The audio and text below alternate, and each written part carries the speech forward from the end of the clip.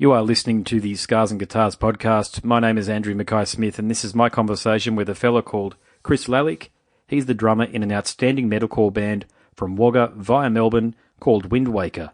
The reason for the conversation was to talk about the brand new cut the band have released called New Infinite. Let's see what Chris has to say. Here we go. So Chris, thank you so much for joining me and welcome to the show. I really do enjoy Windwaker's epic take on metalcore and New Infinite, mate. That's a killer cut. So what can you tell me about the cut and indeed the direction the band's heading in? Well, we're sort of trying to push all of the boundaries at once. I don't know if that's what you would expect me to say, but it's like, so some people think we're going more poppy, some people think we're going more heavy. Everyone we've showed the song has sort of said something different about it. But really, we're just trying to push every direction at the same time to see if we can make it coherently work, I guess. Okay. That's really what we're going for. It makes sense. It makes complete sense. So can you talk about some of the bands that inspired you guys? I think we all come from really different places. I come from a lot of, early 2000s, Australian rock was very much my thing, like Silverchair and Grinspoon and stuff like that. Yep. But, I don't know, later in the years I sort of got into Killswitch and lots of the sort of metalcore kind of bands, and eventually ended up on, the proggier sort of stuff. I got into Meshuggah and Periphery and all that sort of stuff. So I've got a bit of a mixed bag of influences. Will's very, Incubus. His vocals are really Incubus-inspired. Okay. Singers like Mike Patton and that. Everyone's a bit different.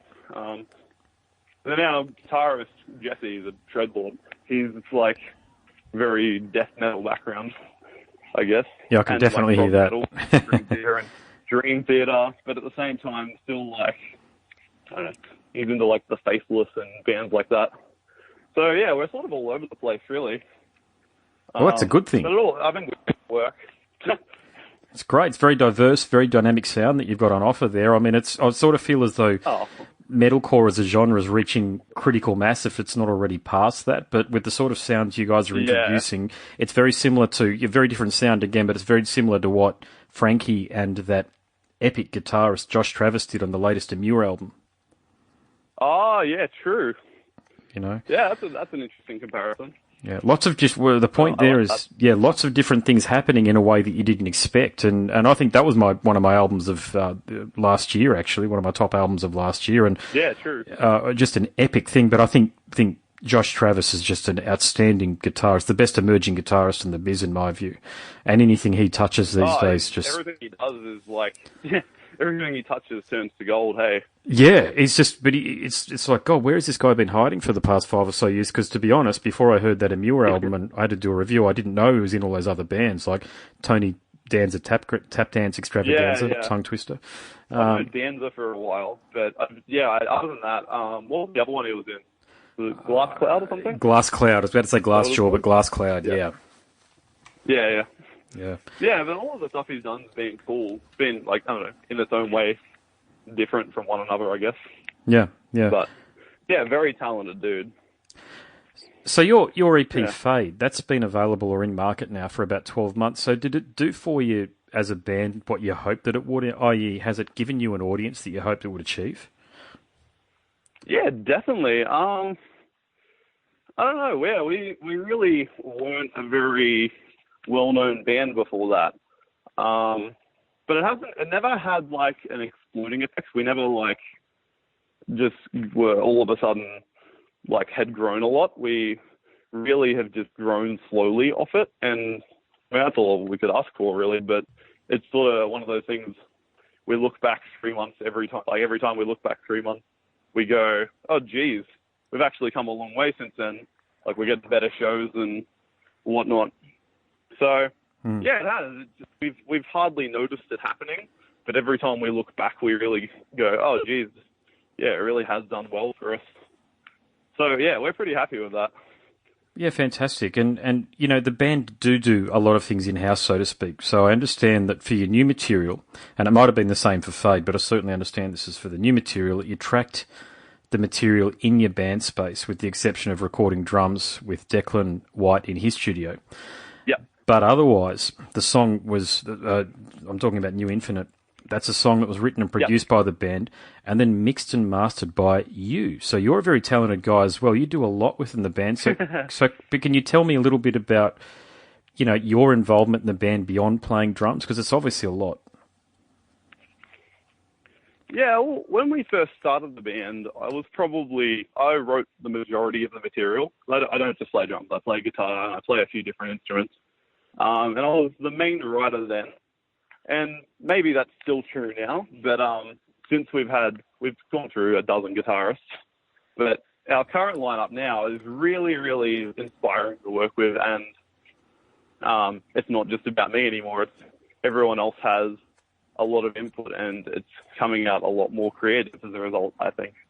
But yeah, and then as far as the production thing goes, we've had our stuff produced by other people, even some of the bigger producers in Australia have worked with us, but we're never really happy with it just because I think we have a very particular idea of what we want, and the only way we seem to be able to get that is to just do it ourselves. So that's what we've done this time.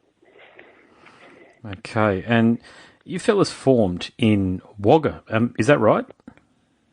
Yep, that's right. Okay, so I asked this question of a lot of bands that come from regional areas. Has Wagga as a town, has that identifiably influenced your music in any way at all, from lyrics through to the way in which you approach some of the breakdowns, that sort of thing? Well, interestingly enough, I think it definitely gave us a different perspective on where to start as a band, coming into the music scene, because we all moved to Melbourne. We formed knowing that we wanted to move at some point, and we didn't really know much about what was going on in the local scene.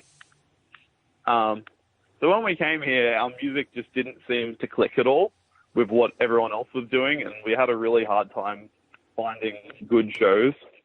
So now that we're here, we've obviously listened to a lot of local music, and we get influenced a bit by local music. But I definitely think coming from that place is giving us a little bit of an advantage in terms of the way we don't approach music the same as everyone else, just because we haven't been raised in the scene. Yes. We've just sort of done our own thing. And now I think we've sort of found a bit of a middle ground where we still fit into the scene a bit more, and we get shows with bands that sound a bit more like us. But we're still doing our own thing. We're doing it how we want to do it. It's an interesting conundrum, isn't it, when you're from a regional area and you move into a large metropolitan area like Melbourne. You sort of do that elastic thing where you sort of stretch yourself, but then you sort of come back, don't you? Because you realise what you were doing definitely. Yeah, nothing wrong with what you were doing. You just had to refine it a little bit so as though you could get to where you needed to go to. Definitely. It definitely changes the way we approach things a bit. But we're still doing what we want, which is what matters, I guess. So you sound like you got your shit together, if you don't mind me saying. Okay, I mean that in a nice way, of course. So I mean you've answered the questions really well. So you must be driven, as the rest of the band must be driven. So what do you want to do over the next 5 years? Is a lot of, and now I'm going to preface my answer here by saying a lot of, not a lot, but I've spoken to a few Australian bands where they've sort of, we don't care about success overseas and all this stuff, and I think, well, Jesus, why not? I mean, that's the great frontier, isn't it? Success in America and North America and in Europe. So are those things on the radar potentially? There's nothing planned, but it's definitely something we would like to do. At the moment, we're really trying to focus on building our market here a bit more, trying to win over more people here. There's still a lot of the country to tackle. We haven't been to a lot of the places we'd like to play. We haven't been to Perth. Still haven't been to Brisbane, which is a bit disappointing, but we'll get there this year. Yeah. So I don't know. I think it's definitely on the radar. And you said 5 years. That's an awfully long time. Much as I'd like to say I have a plan for the next 5 years, I haven't quite thought that far ahead. But it's definitely something we'd like to do. So I guess it comes down to what opportunities we get. So that's a good point. Okay, so the opportunities you get, could you take the opportunities? Just say, okay, we've mentioned Demures. Just say Frankie called up your management, or Frankie's management called up your management and said, "Hey, like the band sound, are you available for an 8-week trek across the states?" You know, with day jobs and family commitments and all that stuff, are you in a position where you could take advantage of something like that? I think for an opportunity, we would make it work. Like, if it's a good opportunity like that, we would find a way to do it. Like, we have to. Like, we've come this far. It would be disappointing to not do it properly.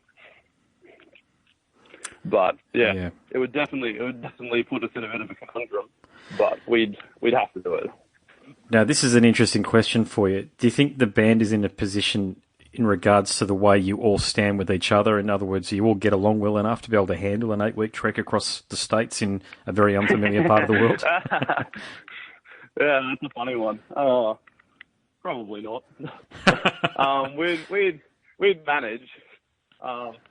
We used to live together. I mean, the lineup's different, but when we first moved to Melbourne, we moved into a band house, and all 5 of us in the same house all the time. Yep. And it wasn't the best idea. I'm not going to say that it was great, but it had its upsides. And I think, considering we got through that, I think an 8-week run through the States would be okay. We'd all be over there doing what we love, and we'd be in a good mood. I mean, I'm sure there's a lot of things that wouldn't be so nice about it. Yeah. Being in a smelly van with a bunch of dudes that haven't showered and all that. But oh, it sucks. But, I've never done it. Really well on tour. we seem to do really. We don't get along while we're at home, but we get along when we're on tour. What's it's just fun, and we enjoy the vibes. I can't remember his name, but I've interviewed him. The fella at the centre of the band, Harlot, is a good bloke. The singer and the guitarist, a bit like you actually, and he knows what's going on. He had a really good chat to me a year or so ago about a tour that they did across Europe with Annihilator. And okay, I can't remember the detail of it, but he talked about how hard it was. And yeah, it really sort of opened up my eyes to, because you hear about it from American bands all the time, but they're in a familiar part of the world. They're from America and they're touring America, but here's an Australian band, third or fourth band or whatever they were on the bill. They might have been higher, but that's what my recollections of the discussion were. And it was a slog, man. It was bloody hard work, and it really, I don't want to misquote him here, but I think it really made him think about what his goals were with the band, and obviously they kept forging forward, but still, it's a hard one. I've definitely heard a lot of stories about bands going over there for the first time, and it's basically like starting from scratch. It's like you build up your fan base in Australia. You go, you have good shows everywhere you go. Everyone knows the words to your song. You go over there, it's like being that local band again that's just started and no one knows who you are, and you're on a low position on the lineup, and the crowd doesn't really get into you. Yeah. I think all bands know about. Oh, it's horrendous when that happens at some point, isn't it? I mean, you're trying your hardest out up there on stage, you're putting everything in, and you're getting barely sort of a rise. I mean, I've played in bands where that happens, where it feels like as though they're forming a invisible dome around you instead of getting into you. They're sort of standing on the walls. The thing where they stand on the wall, next to the walls. And you think, Jesus, what have I got to do here to get people into the performance? But the truth is you can't really do anything. It's just a decision that's been made by punters to sort of wait until the main act goes on, and then they'll save their energy for them, and that's how I've always looked at it. I think there's definitely something fun about taking it as an opportunity to win the crowd over, though. Like, if you have a good show, a good stage presence, and if you can really, like, sometimes it's a really big challenge, but if you can get them on side, they might remember that experience forever. And they'll go check out your band, they might buy you music and whatnot.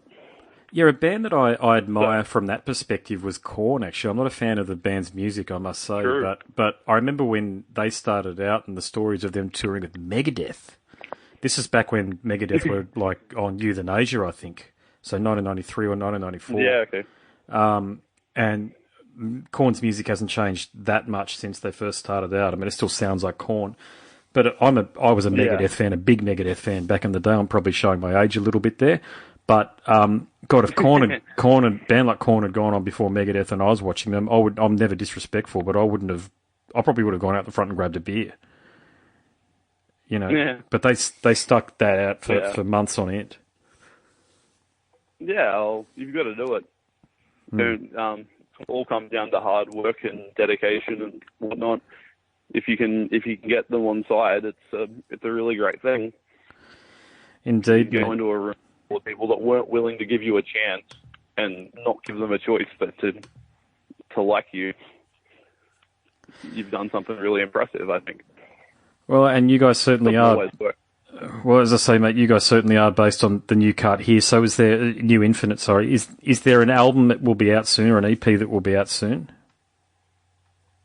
Not super soon, but we're pretty determined to get our next EP out by the end of the year. We're about to go and do a weekender through Sydney this weekend, and then when we come back, we're going to start pre-proing all our new material that we've written. Mm-hmm. So, but yeah, we're shooting for an 8-track EP this year. So it's Nice. a big one.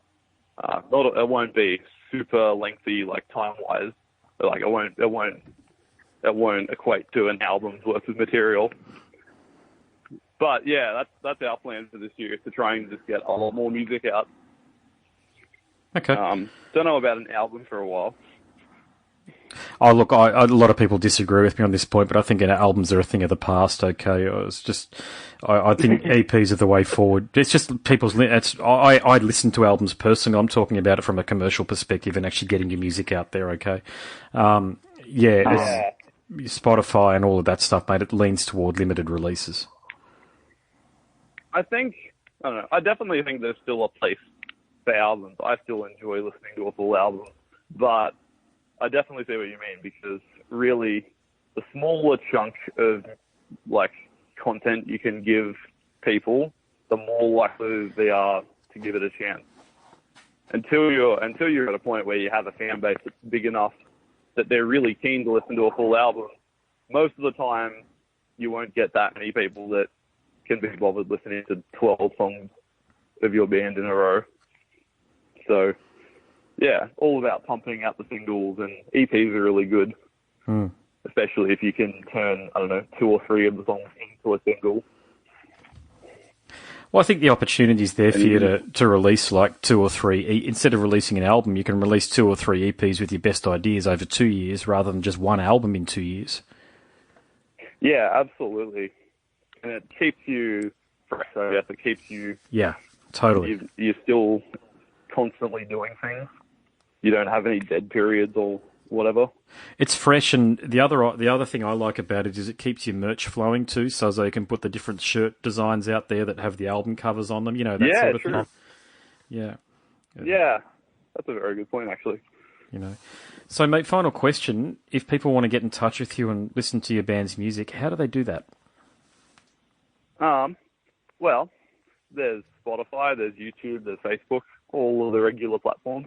Apple Music, if you swing that way. And as for getting in touch with us, we reply to all of the messages we get on Facebook. Always happy to hear what people think. Yeah, okay. Good or bad. Yeah. yeah. That's an interesting one, isn't it? But surely to goodness you don't get trolled, do you? No, I don't think we're popular enough to get trolled yet.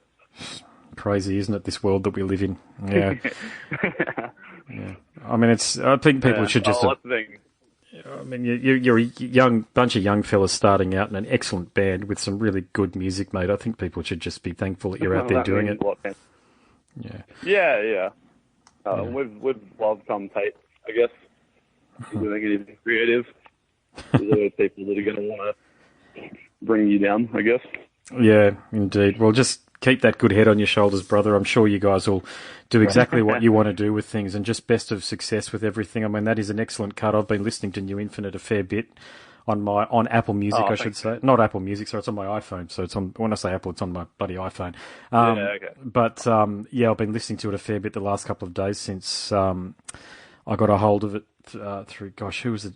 I'm shocking with names, mate. I'm sorry, as I couldn't even remember the guy from Harlot's name. Who was the guy who sent me everything? Anyway, so shout out to him from the label that you guys are a part of. Thanks for sending me it across. At least it gives me. It would have been Tim Price. Tim Price, that's it. Sorry, Tim, if you're listening. My bad. Doing our PR. Yeah. All right, mate. Thanks very much. I'll let you get back to it. No worries at all. All right, all the best. And now, my name is Andrew Mackay-Smith, and you have been listening to the Scars and Guitars podcast. That was my conversation with a fella called Chris Lalic. He's the drummer in a band from Wagga via Melbourne called Windwaker. Thank you so much for listening.